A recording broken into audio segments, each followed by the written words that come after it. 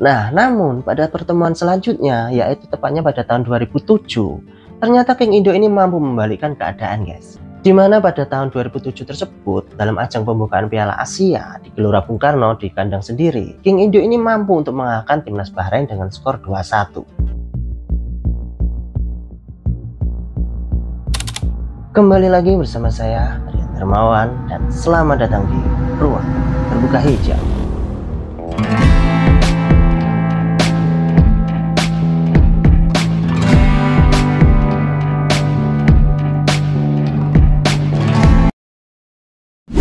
Nah guys, kalian pada ingat gak ketika timnas Indonesia ini dihajar oleh Bahrain dengan 10 gol tanpa balas? Nyesek banget ya guys ya. Ya meskipun saat itu kita tahu lah persepak bolaan Indonesia itu sedang dalam krisis atau sedang ada masalah. Tapi ya kalau diingat-ingat dengan kebobolan 10 gol tanpa balas itu ya rasanya gimana gitu. Ya nggak usah dipikirin bang. Ya seperti yang sudah saya tampilkan di thumbnail tadi guys. Pembahasan kita kali ini terkait dengan dunia bola lagi guys. Yaitu terkait dengan pertandingan antara timnas Indonesia atau King Indo melawan timnas Bahrain dalam lanjutan ajang kualifikasi Piala Dunia tahun 2026 nanti. Dimana seperti yang sudah kita ketahui, King Indo atau timnas Indonesia ini sudah berhasil menahan imbang langganan Piala Dunia guys, yaitu Australia dan juga Arab Saudi. Nah di pertandingan selanjutnya nanti, apakah Indonesia ini berhasil memenangkan pertandingan? Atau malah dihajar kembali dengan 10 gol tanpa balas oleh negara Bahrain ini. Nah, berdasarkan hal tersebut, di dalam video kali ini saya akan mengajak kalian untuk ngebahas terkait dengan head to head antara timnas Indonesia atau King Indo dengan Bahrain. Dan mampukah timnas Bahrain ini mengalahkan kembali timnas Indonesia dengan skor yang sangat telak tersebut? Atau malah sebaliknya, King Indo yang akan memenangkan pertandingan nanti? Nah oke, tanpa lama-lama lagi mari kita bahas lebih detail terkait dengan pembahasan di video kali ini. Nah tapi sebelum itu guys, seperti biasanya buat kalian yang belum subscribe silahkan subscribe dulu channel ini agar saya semakin semangat untuk membuat konten buat kalian. Jangan lupa share ya.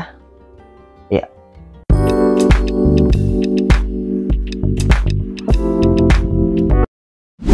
Oke guys, kita langsung saja mulai pembahasan kali ini dari sejarah pertemuan antara King Indo dan timnas Bahrain ini guys, dalam beberapa tahun terakhir yang lalu.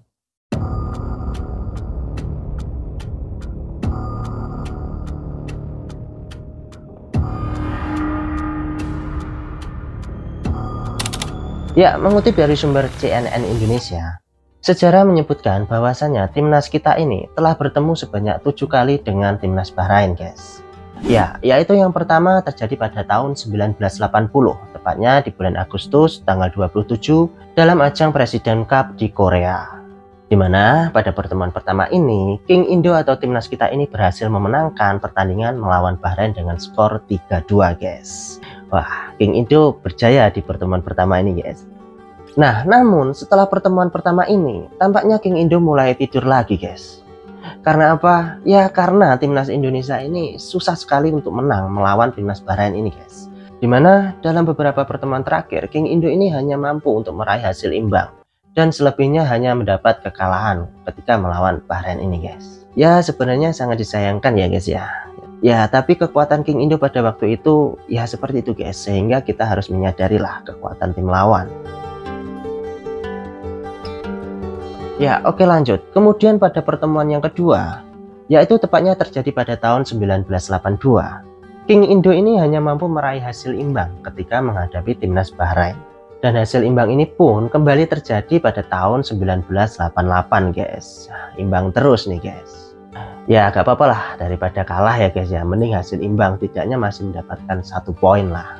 Nah kemudian pertemuan antara King Indo dan timnas Bahrain ini juga terjadi pada tahun 2004 guys. Dimana dalam ajang Piala Asia ini, ternyata King Indo ini harus mengakui kekuatan dari timnas Bahrain guys, dengan mendapatkan kekalahan sebesar 3-1 pada saat itu. Nah ini mulai kalah-kalah lagi guys, grafiknya mulai menurun ya, dari yang awalnya menang, imbang, sekarang mulai kalah guys.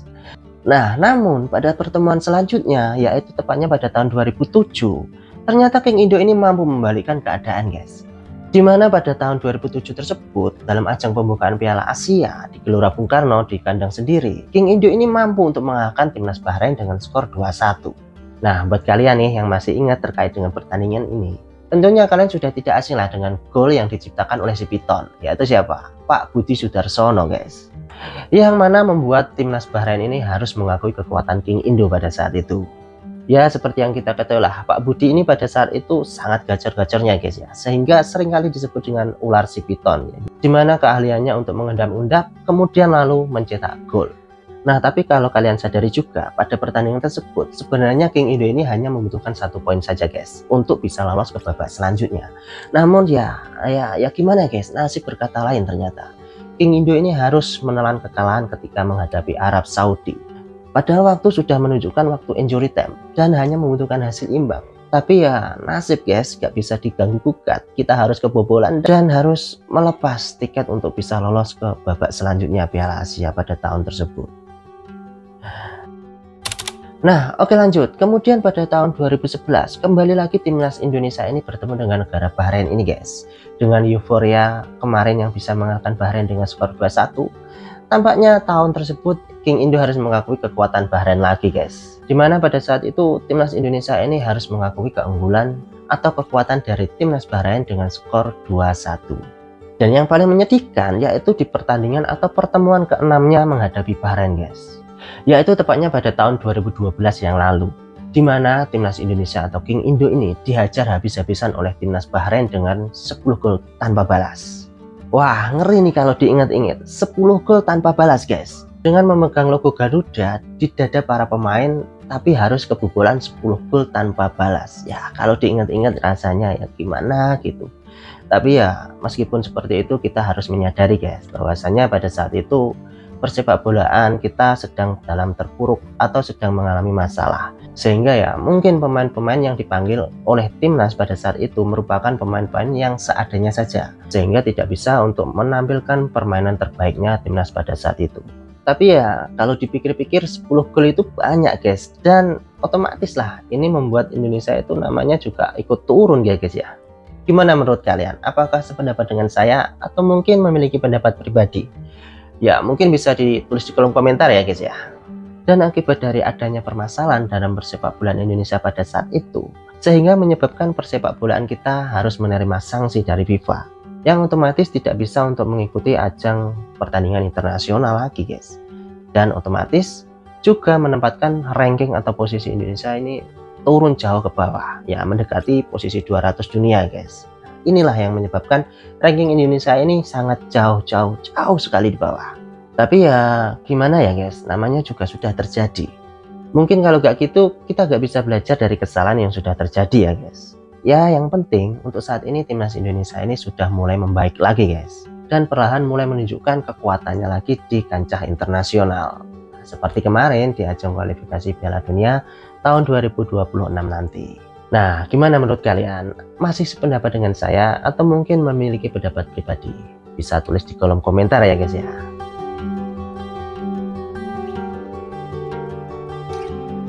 Nah oke, kemudian di pertemuan terakhir, tepatnya terjadi pada tahun 2018 yang lalu, dalam ajang Anniversary Cup, dimana pada saat itu King Indo juga harus mengakui kekuatan Bahrain dengan skor 1-0. Nah jadi seperti itu guys, head to head antara timnas Indonesia dan timnas Bahrain dalam beberapa pertemuan terakhirnya. Ya kalau dilihat dari grafiknya, King Indo ini hanya mampu untuk memenangkan 2 pertandingan saja guys, dan selebihnya hanya mampu meraih hasil imbang dan menelan kekalahan ketika menghadapi Bahrain ini. Tapi itu dulu guys, sekarang tentunya beda dong. Ya sekarang timnas Indonesia atau King Indo ini bukan timnas Indonesia yang dulu guys. Dengan kekuatan yang dimiliki oleh skuad timnas Indonesia saat ini, ya menurut saya pribadi King Indo ini akan mampulah untuk mengalahkan timnas Bahrain di pertemuan selanjutnya nanti. Ditambah lagi seperti kemarin, di mana King Indo ini mampu untuk menahan imbang langganan Piala Dunia guys. Australia dan juga Arab Saudi berhasil ditahan imbang oleh King Indo pada pertemuan terakhir mereka.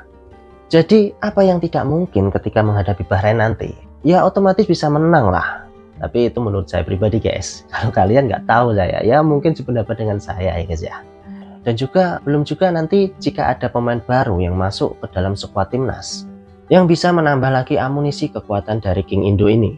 Mungkin ya bisalah mengalahkan timnas Bahrain dengan skor yang sangat meyakinkan, mungkin 5-0 ya guys ya. Ya harapan saya seperti itu guys, semoga bisa terjadi ya guys ya.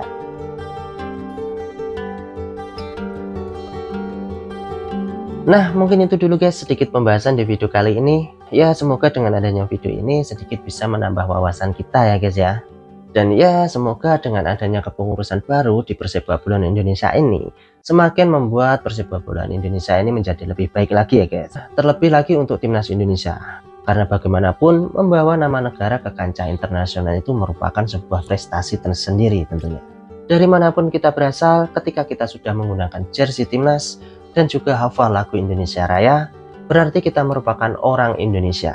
Oke, dan tidak lupa jika ada yang salah dalam pengucapan kata atau penyampaian informasi, tolong dikoreksi dan tolong dimaafkan ya guys ya. Dan juga buat kalian yang ingin request terkait dengan pembahasan di video selanjutnya, bisa tulis saja di kolom komentar. Oke, saya Rian Darmawan dari Ruang Terbuka Hijau. Sampai ketemu lagi di video selanjutnya. Bye.